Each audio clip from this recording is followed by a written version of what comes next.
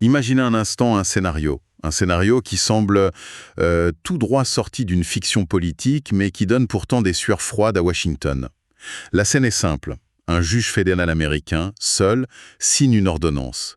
Et cette signature, ce simple papier, eh bien, il paralyse toute la stratégie internationale de la présidence. L'annonce tombe et elle est sismique. La libération de Nicolás Maduro est exigée.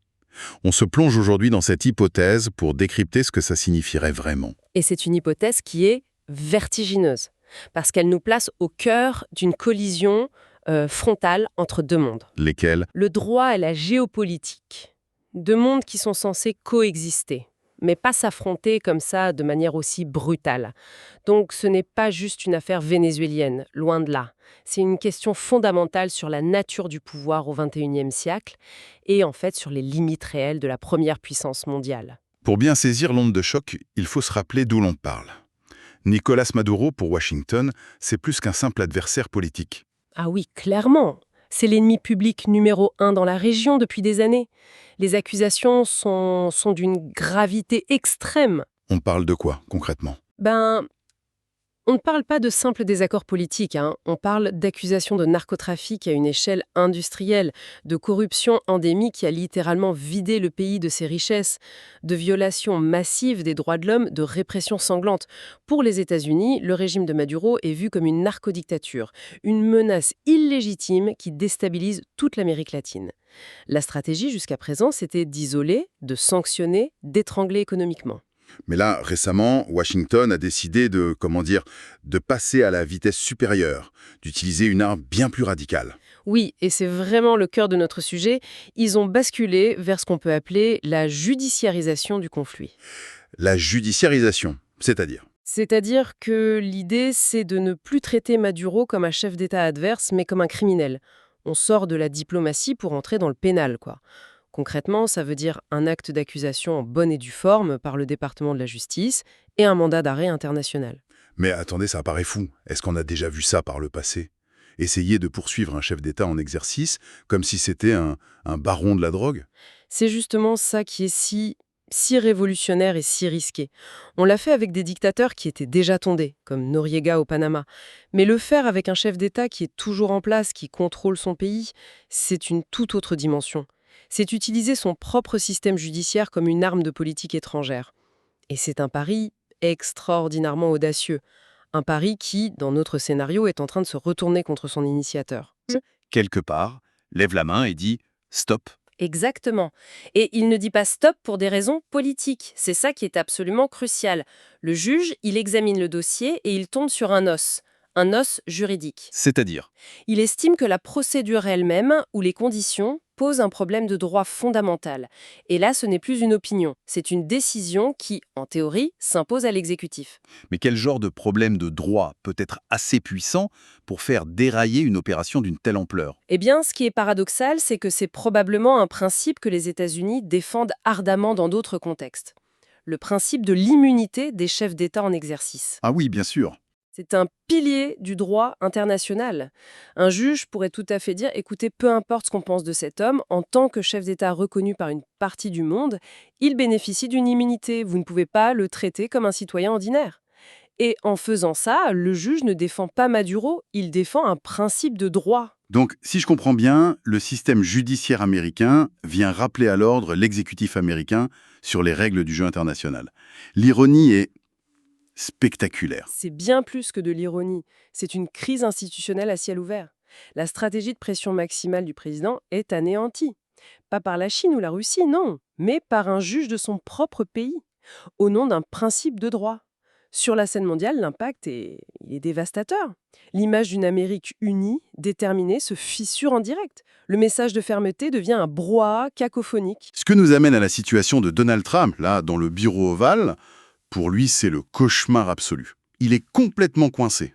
C'est un piège politique parfait, sans aucune bonne issue. Pensez-y. Première option, il obéit au juge. Et là, il passe pour un faible. Exactement. Un faible, désavoué par son propre système. Toute sa posture d'homme fort qui ne recule devant rien pour neutraliser les méchants, tout ça s'effondre. Il perd la face de manière spectaculaire. Mais il pourrait aussi choisir l'affrontement, non?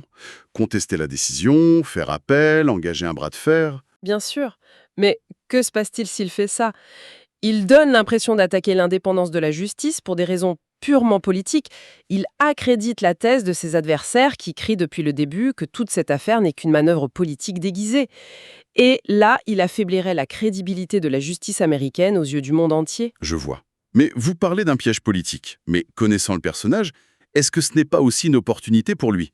Il pourrait se présenter comme la victime d'un état profond, judiciaire, un thème qu'il adore, pour mobiliser sa base. C'est un excellent point, et il le ferait certainement sur la scène intérieure, ça ne fait aucun doute.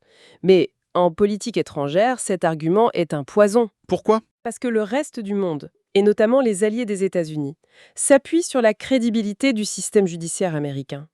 Si le président lui-même dit que ses juges sont des opposants politiques, alors comment faire confiance à un traité, à un accord commercial, à une garantie de sécurité validée par ce même système? Il scierait la branche sur laquelle est assise toute la diplomatie américaine. C'est très dangereux. Donc, quelle que soit sa décision, au fond, il a déjà perdu quelque chose d'essentiel. Le contrôle du récit, de l'histoire. C'est exactement ça, la perte de contrôle narrative. Le récit qu'il voulait imposer, Trump, le justicier mondial qui traque un dictateur, vient de voler en éclats. Le nouveau récit, c'est Trump, le président empêtré dans une bataille avec ses propres juges. Et ce changement, il est déjà visible. On peut imaginer les titres de la presse internationale. Oui, on ne lirait plus Maduro, l'accusé face à la justice américaine. Non! On lirait l'affaire Maduro. La justice américaine se déchire. Ou un juge fédéral conteste la stratégie de la Maison-Blanche. Ce glissement sémantique est capital, vous voyez. Il ne s'agit plus de culpabilité, mais de doute. Et l'opinion publique mondiale, qui n'est pas experte en droit constitutionnel américain, retient une chose simple. Si les Américains ne sont même pas d'accord entre eux, c'est que l'affaire n'est peut-être pas si claire. Toute la crédibilité de l'opération s'évapore. Ce chaos à Washington, ça doit être de la musique aux oreilles de certains dirigeants dans le monde. J'imagine que ça ne reste pas une affaire purement américaine. C'est un euphémisme. À Caracas, à la Havane, on doit sabrer le champagne, c'est sûr. Mais plus important encore, à Moscou et à Pékin, on observe avec une attention extrême et sans doute une certaine satisfaction. Pourquoi? Parce que cette situation illustre parfaitement leur argumentaire constant. Les États-Unis sont une puissance instable, imprévisible, et leur discours sur l'état de droit est à géométrie variable. Ça leur donne des munitions. Et comment cette affaire est-elle perçue ailleurs dans le monde? Il doit y avoir deux lectures radicalement opposées. Absolument. D'un côté, vous avez les alliés traditionnels des États-Unis, qui sont très très mal à l'aise. Ils soutenaient la pression sur Maduro, mais là, ils voient un allié puissant qui semble se tirer une balle dans le pied. C'est une démonstration de dysfonctionnement qui les inquiète profondément. Et de l'autre côté? De l'autre côté, vous avez une majorité de pays, notamment dans les pays du Sud, qui voient ça comme une violation flagrante de la souveraineté. Pour eux, c'est de l'impérialisme juridique. Un pays qui s'arroge le droit de juger les autres.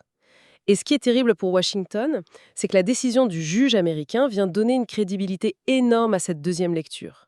Ils peuvent maintenant dire, vous voyez, même votre propre justice nous donne raison. Votre action est politique, pas juridique. C'est un cadeau inespéré pour toute la propagande anti-américaine. Alors, où tout ça nous mène, si on essaie de se projeter un peu?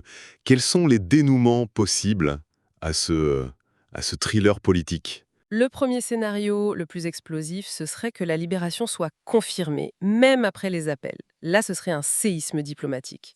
Une humiliation politique absolue pour l'administration américaine, qui aurait non seulement échoué, mais qui aurait en plus offert une victoire symbolique monumentale à son adversaire. D'accord, ça c'est le scénario catastrophe pour la Maison-Blanche. Quoi d'autre? Le scénario du bourbier, l'exécutif fait appel et on entre dans une saga judiciaire interminable, très médiatisée. Chaque audience, chaque décision de procédure devient un événement politique mondial. Et pendant des mois, voire des années, le sujet n'est plus les crimes de Maduro, mais les batailles juridiques internes aux États-Unis. Ça maintient l'incertitude et ça offre une tribune permanente à tous les opposants de la stratégie américaine. Mais j'imagine un troisième scénario, peut-être encore plus complexe, que d'autres acteurs entrent dans la danse. Oui, c'est une possibilité fascinante. Que d'autres pays, pour leurs propres raisons, réclament soudainement Maduro pour d'autres crimes, on pourrait assister à une sorte de compétition entre plusieurs systèmes judiciaires. Ce qui transformerait le tout en... En un imbroglio diplomatique mondial inextricable, et au milieu de tout ça, Maduro qui attend de voir qui va gagner. Ce qui mène peut-être au pire scénario de tous pour Washington, non? Que Maduro, à travers toute cette affaire, devienne un symbole. C'est le retour de flamme ultime. L'opération visait à le transformer en paria, en criminel, et à la fin, il devient une icône. Un martyr de l'anti-impérialisme pour une partie du monde. Son procès, ou plutôt son non-procès, devient la preuve de la persécution américaine. Dans ce cas-là, l'arme judiciaire n'a pas seulement échoué, elle a produit l'effet diamétralement opposé à celui qui était recherché. Quand on prend un peu de recul, cette histoire, ce n'est plus seulement celle de Trump contre Maduro. C'est le symptôme de quelque chose de beaucoup plus profond. Exactement. C'est la démonstration que l'ère de l'hyperpuissance unilatérale est peut-être révolue. Les États-Unis ne peuvent plus décider seuls sans que leurs actions soient immédiatement scrutées, contestées et même bloquées. Non pas par d'autres États, mais par leurs propres contre-pouvoirs internes.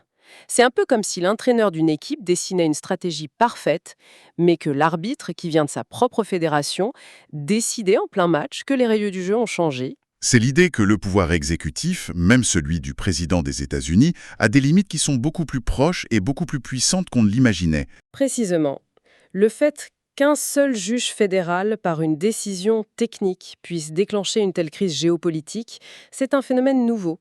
Ça révèle un nouvel équilibre mondial où le droit n'est plus simplement un outil au service du politique, mais peut devenir son principal obstacle. Et ça montre que dans ces grandes confrontations, les présidents n'ont pas toujours le dernier mot. Parfois, ce sont les juges. Pour un dirigeant qui a tout misé sur l'autorité et le contrôle, c'est une leçon d'une brutalité inouïe.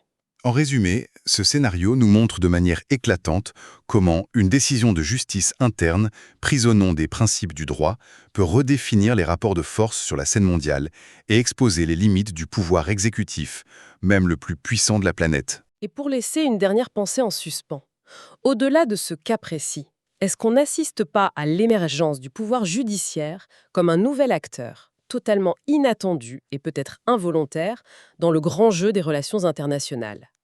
Une nouvelle force, non élue, imprévisible, avec laquelle même les présidents les plus puissants devront désormais apprendre à composer. La question, elle, reste ouverte.